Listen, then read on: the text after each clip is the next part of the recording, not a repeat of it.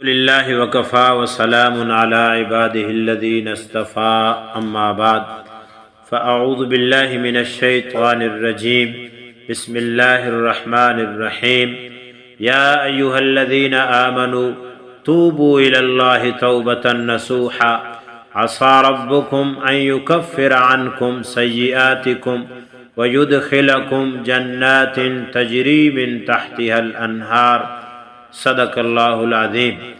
سورہ تحریم آیت نمبر 8 میں اللہ رب العزت ارشاد فرماتے ہیں، اے ایمان والو، اللہ کے حضور سچی توبہ کرو، کچھ بعید نہیں کہ تمہارا پروردگار تمہاری برائیاں تم سے جھاڑ دے اور تمہیں ایسے باغات میں داخل کر دے جن کے نیچے نہریں بہتی ہیں۔ محترم سامعین، رمضان المبارک کے آخری دن چل رہے ہیں، اس لیے آج کا ہمارا سبق گناہوں سے سچے دل کے ساتھ توبہ کرنے کے حوالے سے ہوگا۔ اس آیت کریمہ میں توبہ کرنے کا حکم دیا گیا ہے۔ توبہ کا معنی لوٹنے اور رجوع کرنے کے ہیں، اور شرعی اصطلاحی معنی کسی گناہ سے باز آنے کو توبہ کہتے ہیں۔ توبہ کرنے کے لیے ایک چیز یہ بھی معلوم ہونی چاہیے کہ کیا کیا کام کیا کیا چیزیں گناہ ہیں۔ آج کل عام طور پر لوگوں کو یہ بات معلوم ہی نہیں کہ کیا چیز گناہ ہے اور کیا گناہ نہیں ہے، اس لیے لا علمی اور جہالت عام ہے، اور اس کی وجہ سے توبہ کی توفیق نہیں ملتی۔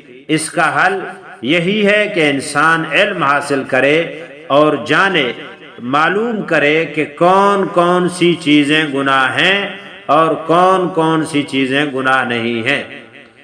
پہلے آپ یہ سمجھیں گناہ کہتے کس کو ہیں؟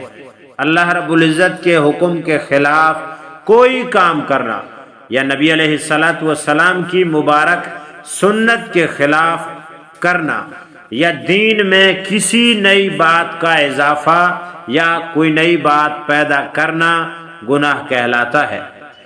وہ گناہ انسان کے ظاہری اعضاء سے ہوں یا باطن سے، مثلا حسد، لالچ، بغض، کینہ، جھوٹ، غیبت، بدخوئی وغیرہ، کھلم کھلا کرے یا چھپ کر کرے، سب کچھ گناہ میں داخل ہے، اور اس کے چھوڑنے کا ہمیں حکم دیا گیا ہے۔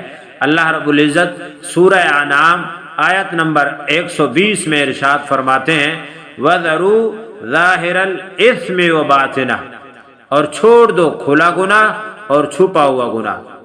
یاد رکھیں کہ گناہوں سے توبہ کرنا فرض ہے۔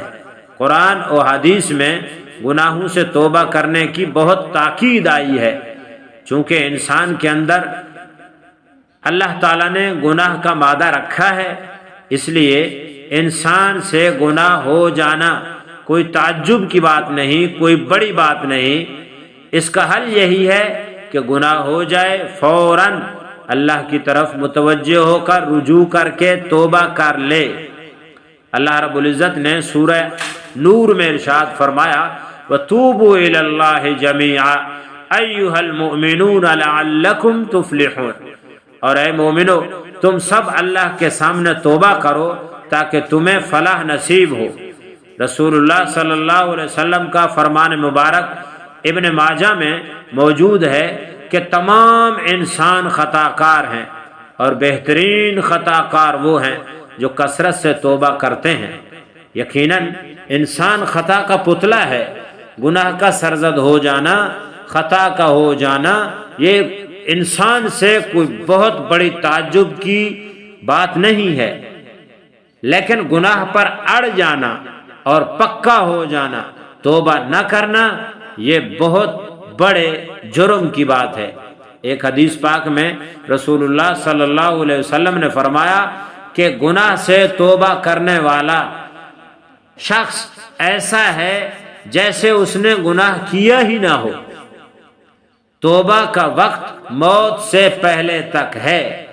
نبی علیہ السلام نے ارشاد فرمایا، اے لوگو، مرنے سے پہلے تم سب اللہ کے سامنے توبہ کرو۔ ابن ماجہ۔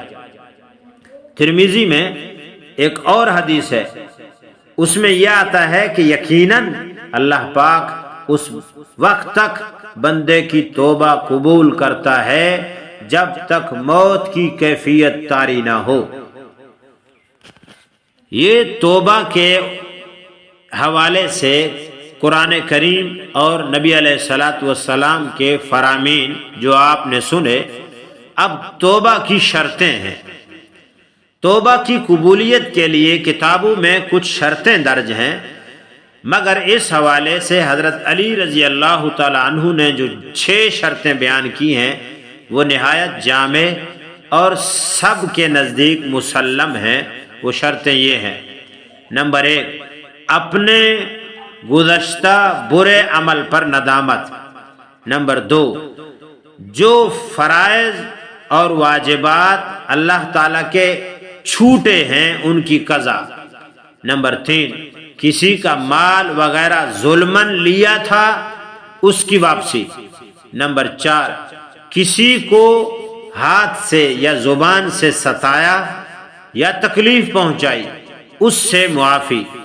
نمبر 5، آئندہ اس گناہ کے پاس نہ جانے کا پختہ عزم اور ارادہ۔ نمبر 6، اور یہ کہ جس طرح اس نے اپنے نفس کو اللہ کی نافرمانی کرتے دیکھا اب وہ اطاعت کرتے دیکھ لے۔ معارف القرآن جلد 8 صفحہ 506 میں یہ حضرت علی رضی اللہ تعالیٰ عنہ نے توبہ کے 6 شرائط نقل کیے ہیں، بیان کیے ہیں۔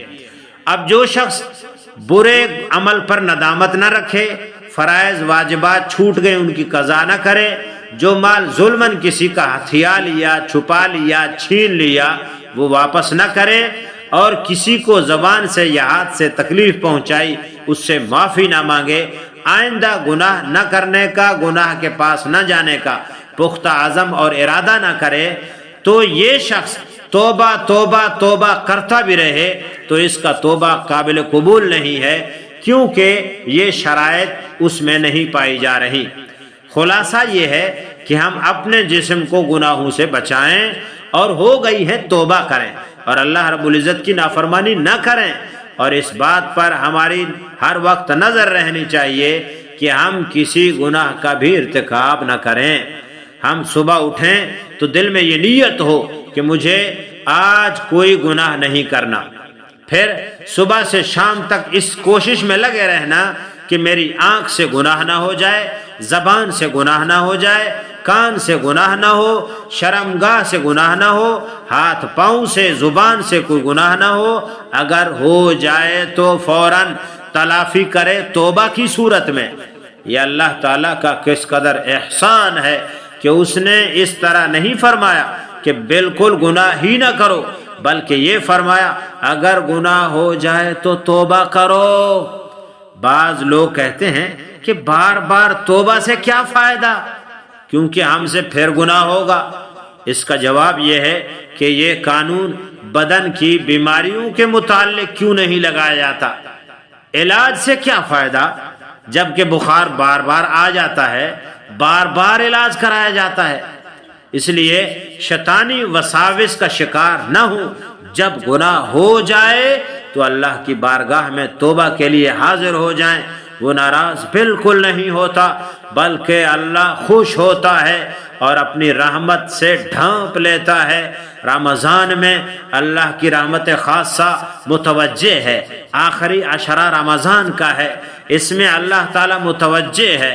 اللہ خود اعلان کرتا ہے مجھ سے معافی مانگو میں معاف کروں گا، لہٰذا اللہ تعالیٰ سے سچی توبہ کیجئے اور معافی مانگیے۔ اللہ رب العزت مجھے بھی اور تمام اہل اسلام کو اپنے کیے گناہوں پر ندامت کے ساتھ، آئندہ نہ کرنے کے عزم کے ساتھ، اور جو فرائض چھوٹ گئے ان کی قضا کے ساتھ، اور جو زبان اور ہاتھ سے انسانوں کو تکلیف دی ان کی معافی کے ساتھ ہمیں توبہ توبۃ نصوحا، کامل توبہ، سچی توبہ نصیب فرمائے۔